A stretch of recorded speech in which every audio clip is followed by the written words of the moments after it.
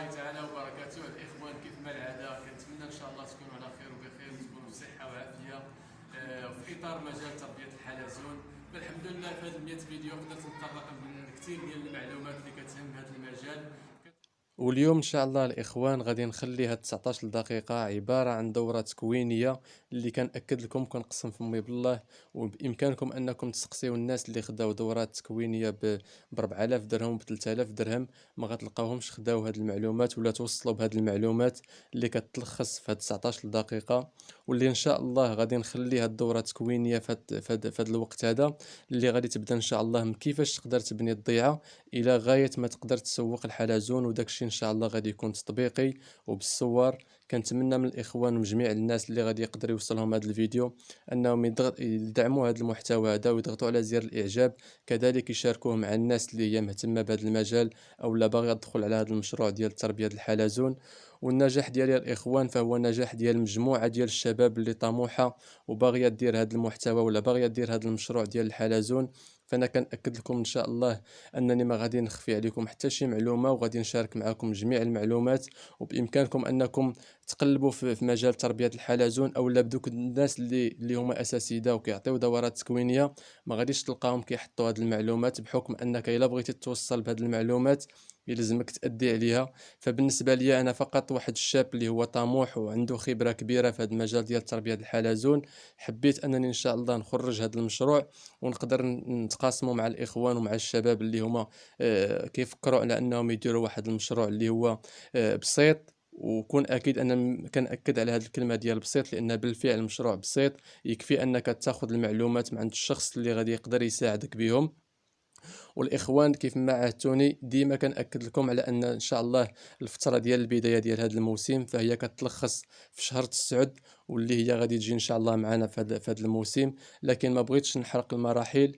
كيف ما كتعرفوا الاخوان الحلزون واحد الكائن اللي هو بسيط، يكفي انك توفر له الجو والمناخ اللي هو كيتطلبه، فكون اكيد ان شاء الله انك قادر تنجح في هذا المشروع وقادر انك توفق وتخلق واحد اليد العامله اللي هي كبيره.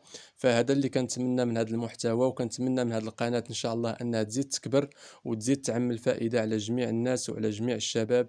ومباشرة الإخوان غادي نبداو بأول مرحلة وهي مرحلة إنشاء الضيعة، واللي إن شاء الله غادي نشارك معكم هذا النموذج بحكم أنكم تقدروا تاخذوا النموذج وكل واحد يخدم على الطريقة اللي هو كتناسبه على الإمكانيات اللي كتوافق معه. يعني انت ماشي بالضروره باش دير هاد لاسير كامل، فهذا فقط واحد لاسير، لكن هو نموذج عند واحد الضيعه اللي بامكانك انك تقدر تشتغل عليها. حتى بالنسبه للناس اللي هي بسيطه ولا الشباب اللي ما عندهمش الامكانيات بامكانهم انهم يديروا واحد الحاجه اللي هي بسيطه.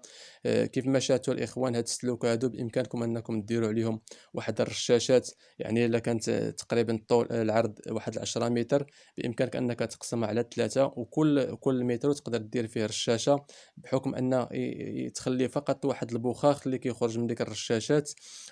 ومباشره غادي ندوزو للمرحله ديال الزراعه اللي غادي تتم في هذيك الضيعه. غادي تحاولوا ما امكن على انكم ديروا له الخص او لا ديروا شي حاجه ديال الفصه. كذلك شي اعشاب اللي عندها الورق كتساعد الحلزون باش انه يقدر يهضمه او لا يقدر انه يتغذى عليه، كذلك يقدر يكتسب منه ديك الرطوبه اللي هو كيتطلب واللي غادي تخفف عليه ان شاء الله في شهر في الصيف، بحكم ان ما غاديش يكون متطلب منك بزاف د الماء، لان بالفعل في الصيف ما كيحتاجش الماء قد ما كيحتاج ان شاء الله شي حاجه اللي هي كيجر منها الرطوبه وكتحميه من ديك الحراره ديال الشمس اللي كتكون في شهر 9 ولا في شهر 7 ولا في شهر 8.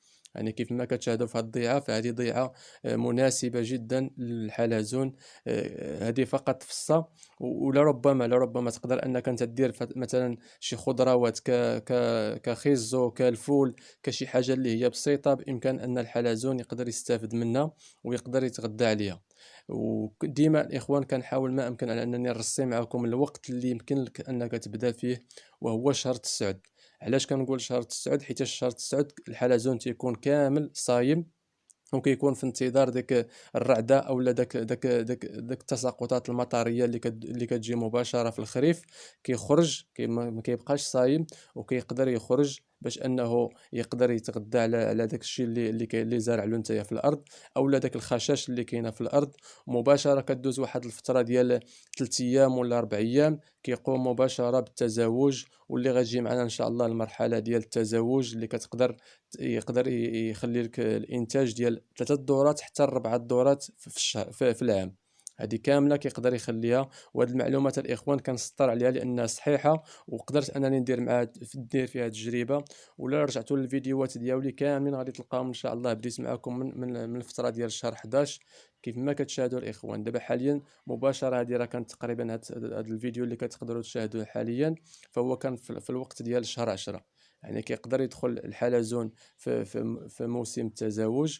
وكيف ما معهدتوني الاخوان، فالحلزون ما فيهش الذكر والانثى، فهو واحد الكائن اللي هو خنثوي، كله يقدر انه يتزاوج، كيقدر يعطي وكياخذ، وكله كيقدر يدخل في فتره ديال المبيض. يعني كل حلزونه كتقدر تبيض. منين غادي نجيو الفتره ديال النسبه ديال المبيض ديالو، فهو كيقدر يبيض من تقريبا من 60 حتى ل 120. والاخوان كنحاول ما امكن على انني نركز لكم على الكابريه، لان الا بغيتي تبدا المشروع بواحد النسبه ديال النجاح اللي هي كبيره، حاول ما امكن على انك تتبع هذا المحتوى اللي كنقدم لك، وهذا النوع بالخصوص اللي كنحاول انني نشارك معكم، لان واحد النوع اللي قدرت نعيش مع حياتي كامله. ناهيك على الاب ديالي اللي كيتجاوز على 90 عام، كامله حياته دوزها في هذا الحلزون. والحمد لله اكتسبت واحد الخبره اللي هي كبيره، واللي كتمنحني على انني نقدم لكم هذه المعلومات بدون ما نتأتأ او لا بدون ما نتراجع في شي معلومات قدرت نقدمها. وهذا اللي قدرتوا انكم تسيروا عليا من نهار اللي الحمد لله بديت هذه القناه. فكيف ما كتشاهدوا الاخوان، هادو حلزون كيتزاوج. النهار اللي غادي يتزاوج مثلا يقدر يتزاوج اليوم مباشره غدا. بمجرد ما كينتهي ديك الفتره ديال التزاوج، مباشره كيدخل باش انه يقدر يبيض. الفتره ديال المبيض من بعد ما كيدخل راسو في الحفره باش انه يقدر يبيض، كياخذ تقريبا واحد الفتره ديال من 8 السوايع حتى ل 12 ساعه، وكيقدر يولي يعلي راسو وكيمشي. المشي من بعد ما كيبيض النوبه الاولى، ما كياخذش واحد الفتره بعيده باش يقدر يولي يبيض المره الثانيه، واللي تقريبا كتلخص في واحد السيمانه ولا 10 ايام حتى ل 15 يوم. لكن الفتره د المبيض ديالو كتقدر تستمر من ديك الفتره اللي طاحت فيها الشتا الى غايه شهر 4 من بعد ما كيبدا يسخن عليها الحال. هنا غادي يجي الاخوان البيض ديالو، وانا كنحاول ما امكنني فقط كتجارب كنحاول نقدمها لكم. كناخذو وكنديرو في واحد الطاسه الى غايه ما يتم التفقيس. التفقيس ديالو الاخوان كيقدر يستمر 16 يوم، وهذا الشيء ان شاء الله اللي غادي يجي معنا في الفتره ما قبل المبيض. يعني كياخذ واحد الفتره ديال 16 يوم. انا كنحاول ما امكن على انني ناخذ له البيض ونديرو في واحد الطاسه الى غايه ما يتم التفقيس، وعاد كنولي نخرجو. لكن بالنسبه للاخوان اللي دايرين واحد الضيعه اللي هي كبيره تقريبا في 1000 متر ولا في 2000 متر، وما باغيش يمشي يهز البيض ويديرو في واحد الطاسه ويتسنى يفقس، فبامكانه انه يخليه في المكانه ديالو. راه غادي يفقس ان شاء الله في فتره ديال من ما بين 20 يوم الى غايه شهر. هذه هي الفتره اللي غيقدر يفقس. والسبب ديال التاخر ديالو هو ان الجو في ديك شهر 12 وشهر 11 كيكون بارد، ما كيساعدوش باش انه يفقس، عكس ما انت ملي كتكون دايرو في الطاسه. الامتيازات اللي بامكانك انك تحصل عليها الا درتيه في الطاسه، كتكون نتايا متحكم له فوقاش يمكن له يفقس. يعني الا قدرتي تحطه في واحد البلاصه اللي هي بارده، فانت كتاجل له في الفتره ديال التفقيس. اما في حالة الا بغيتي تخليه يفقس بسرعه، بامكانك انك ديره في واحد المكان اللي شويه عنده الحراره مرتفعه، فبامكانه انه يتم التفقيس في واحد الفتره ديال تقريبا من 15 يوم الى غايه 20 يوم. هذه هي الفتره اللي كيمكن له يفقس. يعني ودرجه الحراره بامكانك انك انت تتحكم فيها. الا بغيتي يتم التفقيس بسرعه، كتقدر تلعب تقريبا من 18 درجه الى 24 درجه، فكيقدر يستمر فقط واحد الفتره ديال 10 ايام كيتم التفقيس. اما في حالة الا بغيتي تطول، ومن الافضل انك تطول له ديك الفتره، لان كيدخل شهر واحد وكيف ما معهود على شهر واحد كيكون فيه واحد البرد اللي هو قارس. ما كيساعد حتى بالنسبه للفراخ اللي لربما يكونوا فقسوا قبل من شهر واحد، لربما كيتعرضوا لديك الجائحه ديال السمره، كيقدروا انهم يموتوا، او لا كتكون النسبه ديال النجاح ديالهم قليله. اما في حالتي الا درتي انت في واحد الطاسه وحاولتي انك تزيد له في الفتره ديال التفقيس، كون اكيد ان شاء الله انك غادي تجنبوا ديك الفتره ديال الجريحه، فهكا غادي تكون عندك واحد النسبه كبيره باش ان الحلزون ديالك ما تكونش فيه واحد النسبه ديال الوفيات كبيره، وكون ان شاء الله النجاح ديال المشروع مضمون باذن الله. هنا غادي يدخل الفتره ديال التفقيس. وكيف ما كتشاهدوا الاخوان، يعني الفتره ديال التفقيس ما كتتمش كامله ضربه واحده، يعني كتبقى تفقس حبه بحبه. هو كامل تيقدر يفقس ضربه واحده، ولكن كياخذ فواحد الفتره ديال كتبقى حبه مور حبه، يعني الى غايه تقريبا واحد النهار ولا يومين عاد كيتم يسرح كله. الساعه الا درتي انت في واحد الطاسه، فبامكانك انك تخليه في ديك الطاسه الى غايه تقريبا من شهر حتى لشهرين. قادر انك تخليه في ديك الطاسه، عاد ديك الساعات مباشره تقدر تخرجوا لواحد الضيعه اللي كتكون محددها لهم، ماشي مباشره غادي تطلقوا مع الامهات. غدير واحد 10 متر ولا 20 متر.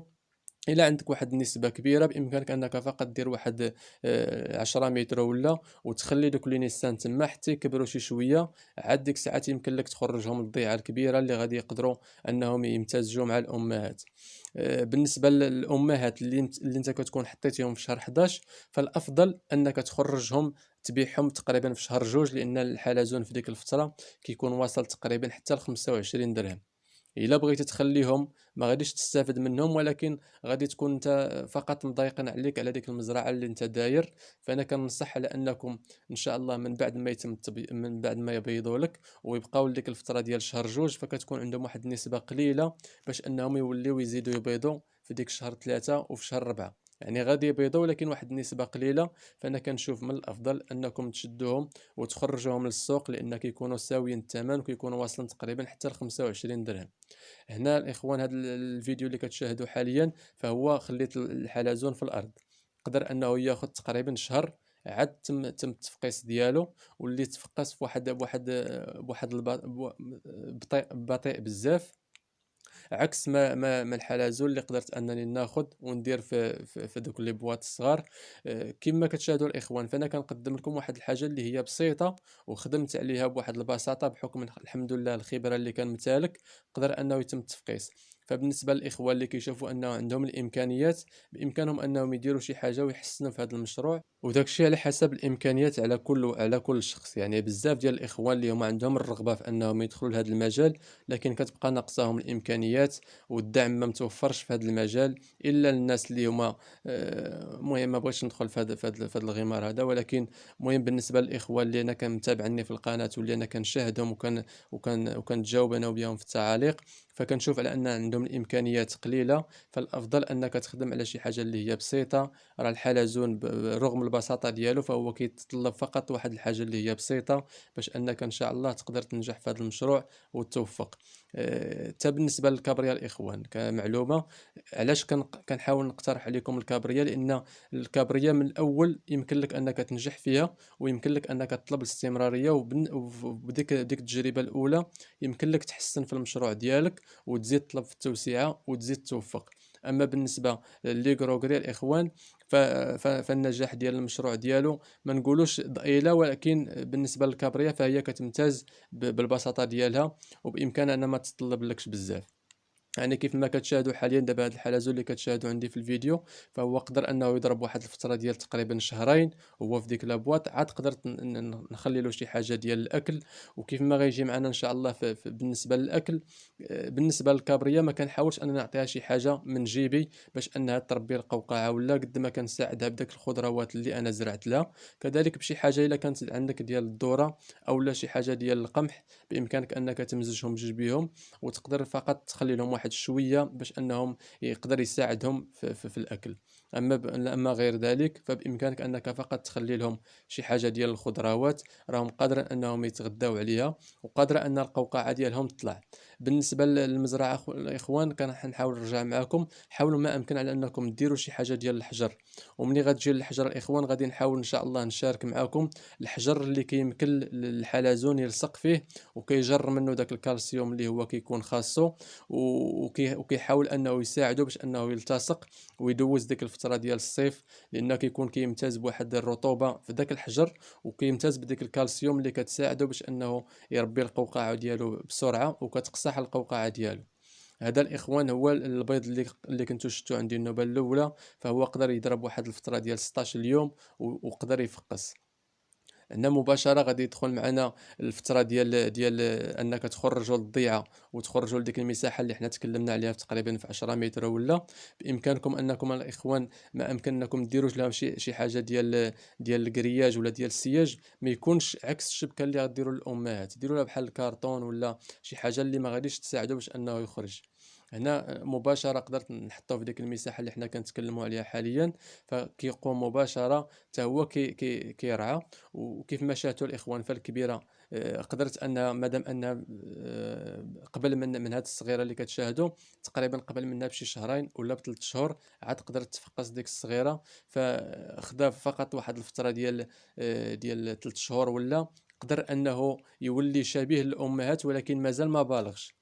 يعني مازال ما واخداش ديك المرحله ديال الامهات باش انك تسوقه، ولكن قدر انه يتجاوز ديك المرحله ديال الخطوره، لان النسبه ديال الخطوره ديال هذا المشروع كامله كتجلى في الحلزون. هو عندك مازال صغير، يعني عاد في ديك الشهر الاول تما فين كتكون النسبه ديال الوفيات كبيره.